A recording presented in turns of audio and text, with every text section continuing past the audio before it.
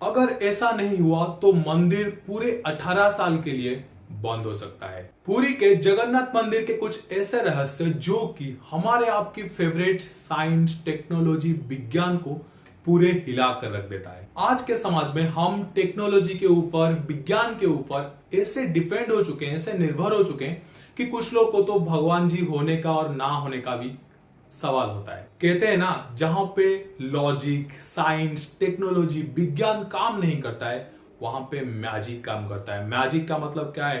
कुदरत, प्रकृति, भगवान जी की शरण जरूर काम आता है। वो कहते हैं ना, भगवान जी मंदिर से ज्यादा हॉस्पिटल में पूजे जाते हैं। क्यों? आप कमेंट करके बताओ। हम आज जिस मंदिर के बारे में बात करने वाले हैं वो है ओडिशा में स्थित पुरी के श्री भगवान जगन्नाथ जी के मंदिर। हमारे सनातनी हिंदू धर्म में 4 धाम को बहुत ही ज्यादा मान्यता दिया गया है, जैसे कि बद्रीनाथ धाम जो कि उत्तराखंड में स्थित है, द्वारिका धाम जो कि गुजरात में स्थित है, रामेश्वरम धाम जो कि तमिलनाडु में स्थित है और जगन्नाथ धाम जो कि ओडिशा के पुरी शहर में स्थित है। हमारे हिंदू धर्म में इन 4 धामों को बहुत ही ज्यादा महत्वपूर्ण माना जाता है। कहा गया है कि इन 4 धामों की दर्शन करने से ना मोक्ष और कल्याण प्राप्त होता है। और आज इस वीडियो के दौरान हम बात करने वाले हैं ओडिशा में स्थित पुरी के भगवान श्री जगन्नाथ जी के बारे में।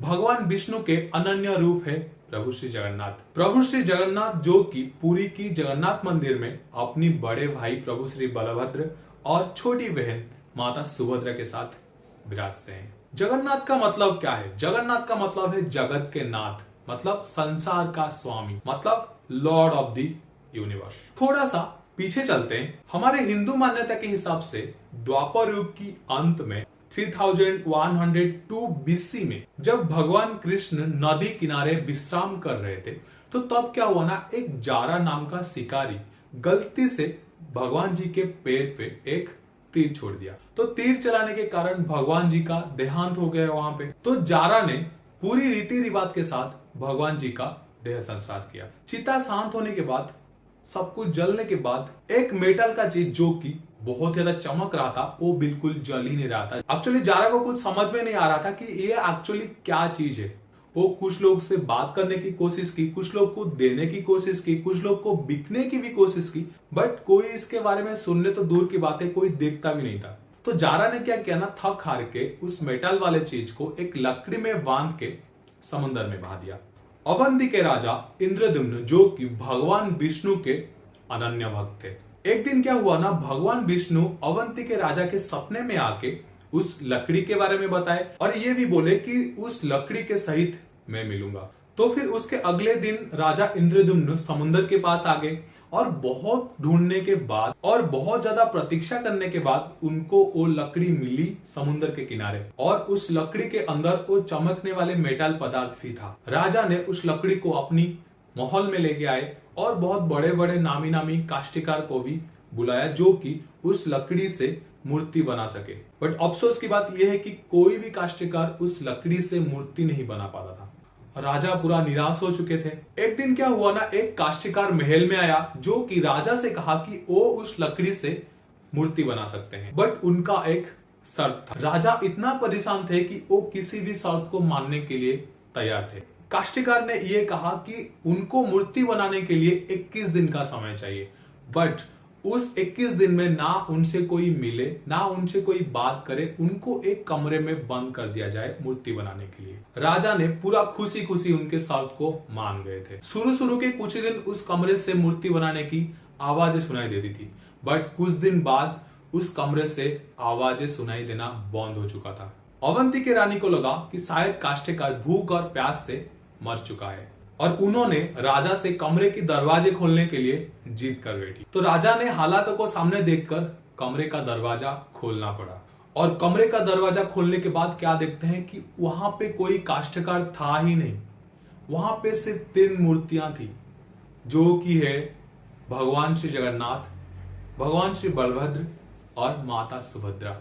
और जो जगन्नाथ जी की मूर्ति है ना, उनके अंदर वो मेटल वाली चमकने वाली जो चीज है ना वो भी रखी गई थी, जिसको हम ब्रह्म पदार्थ भी कहते हैं, जो कि कोई और नहीं भगवान कृष्ण की धड़कता हुआ दिल है। ऐसा रिवाज है कि हर 12 सालों में इन मूर्तियों को बदला जाता है। नया मूर्ति में ये ब्रह्म पदार्थ को फिर से ट्रांसफर किया जाता है।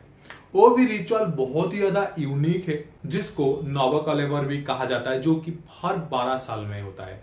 उस नवकलेवर के दिन मंदिर में जाने के लिए किसी को भी परमिशन नहीं है। उस दिन मंदिर के चारों तरफ सीआरपीएफ की जवान तैनात रहते हैं। उस दिन पूरी शहर का लाइट पूरा काट दिया जाता है, पूरा अंधेरा कर दिया जाता है पूरी शहर को। उसी दिन उस पांडा मतलब भगवान जी की जो सेवायत है वो सिर्फ मंदिर के अंदर जाते हैं ये रिचुअल को करने के लिए। पहले जो सेवायत इस रिचुअल को किए हैं उनका कहना यह है कि ये क्या होता है ना, वो पूरा आंखों में पट्टी बांध के जाते हैं और हाथों में बड़े बड़े मोटे मोटे ग्लोव्स पहन के जाते हैं, जो कि वो जो ब्रह्म पदार्थ होते हैं उनका ट्रांसफर पुराने मूर्ति से नए मूर्ति में करते हैं। उनका कहना यह है कि जब वो ट्रांसफर पुराने मूर्ति से नए मूर्ति तक कर रहे होते हैं, उनको लग रहा है कि शायद उनके हाथों में कुछ रैबिट जैसा फुदक रहा है। ये कुछ और नहीं, भगवान जी की धड़कता हुआ दिल है।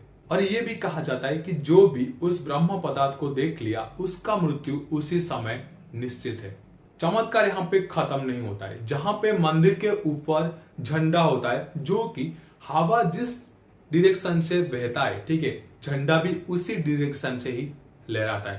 पर जगन्नाथ जी का जो मंदिर है उसके ऊपर जो मतलब झंडा है, झंडे में क्या है, भगवान शिव भगवान महादेव का चंद्र का चिन्ह वहां पे है, ठीक है ना। वो जो झंडा है वो क्या करता है, वो हवा की विपरीत साइड मतलब अपोजिट साइड को लहराता है ना चमत्कार की बात। भगवान जगन्नाथ जी के मंदिर के ऊपर जो झंडा है उसको रोज डेली बदला जाता है। एक पंडा जो कि सेवायत है, जो कि 214 फीट मंदिर के ऊपर चढ़ के बिना किसी प्रोटेक्शन के चढ़ के ये झंडा को बदला जाता है। ये डेली सेरेमनी होता है। माना जाता है कि अगर झंडा एक दिन के लिए भी नहीं बदला गया तो मंदिर पूरे 18 साल के लिए बंद हो जाएगा। चमत्कार तो अभी खत्म ही नहीं हुआ है। मंदिर के ऊपर सुदर्शन चक्र है, जो कि भगवान विष्णु के अस्त्र है। सुदर्शन चक्र जो कि अष्ट धातु से बना हुआ होता है, अति पवित्र अति पावन है ये सुदर्शन चक्र। आप पूरे शहर से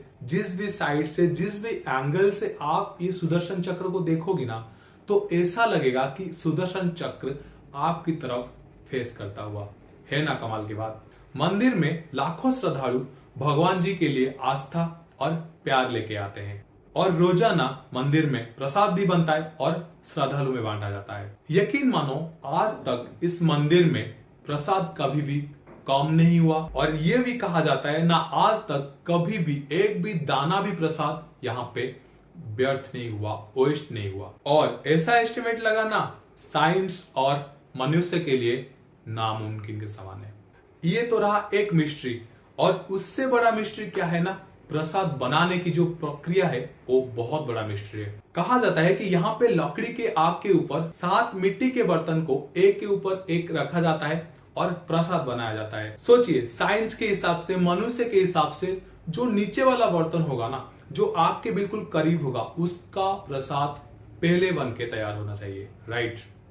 बट ये भगवान जी का मंदिर है, यहाँ पे चमत्कार रुकता ही नहीं है। प्रसाद कैसे बनता है, जो सबसे ऊपर वाला मिट्टी के बर्तन होता है ना, वो पहले प्रसाद बन के तैयार होता है, उसके बाद उसके नीचे वाला, उसके बाद उसके नीचे वाला, ऐसे जाके सबसे आखिर में जो आग के पास जो बर्तन रहता है ना, वो आखिर में प्रसाद बन के तैयार होता है ना कमाल की बात।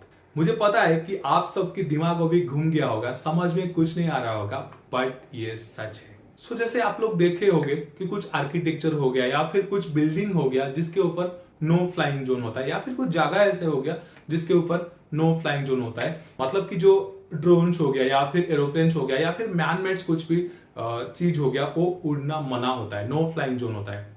यहाँ पुरी में भी नो फ्लाइंग जोन है, उसके ऊपर कोई भी ड्रोन नहीं उड़ सकता है, कोई भी एरोप्लेन नहीं जा सकता है, मतलब कुछ भी मैन मेड थिंग्स इसके ऊपर उड़ नहीं सकता है।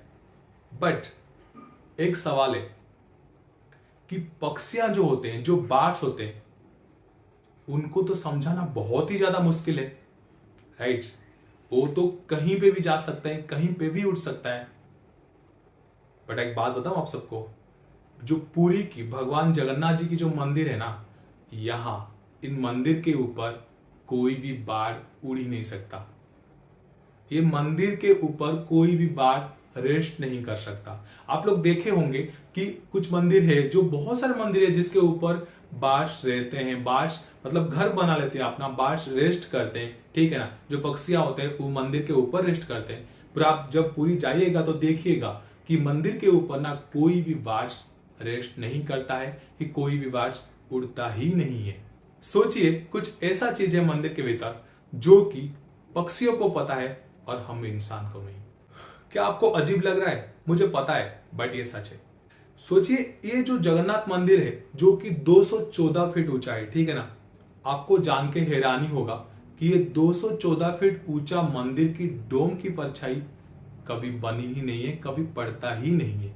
टाइम मतलब दिन के किसी भी टाइम हो, इसके ये मंदिर के डोम की परछाई कभी नहीं दिखाई देता है, कभी नहीं पड़ता है। हर दिन मंदिर में बहुत सारे श्रद्धालु आते हैं भगवान जी को दर्शन करने के लिए, अपनी भक्ति, अपनी आस्था, अपनी प्यार लेके। पर यहाँ पे सिर्फ सनातनी हिंदू लोगों को ही एंट्री मिलती है और किसी भी धर्म के लोगों को मंदिर में एंट्री नहीं मिलती। हर साल रथ यात्रा होता है जिस दिन भगवान जी अपनी बड़े भाई बलभद्र और अपनी छोटी बहन माता सुभद्रा के साथ रथ में बैठ के बाहर आते हैं, बाहर घूमने के लिए आते हैं। भगवान जगन्नाथ प्रजा के बीच आके प्रजा की दुख कष्ट को भी देखते हैं। हर साल इस रथ यात्रा में करोड़ों की भीड़ होता है। तो फिर आपको क्या लगता है, जैसे कि शुरुआत में पूछा गया था कि जो अभी के टाइम की जो लोग है ना, जो समाज है, वो वेस्टर्न कल्चर में इतना घुस चुका है, इतना टेक्नोलॉजी साइंस के ऊपर डिपेंड हो चुका है, वो भगवान होने का और ना होने का सवाल क्रिएट करता है। क्या आपको ऐसा लग रहा है कि भगवान है या नहीं? तो कमेंट करके बताइए।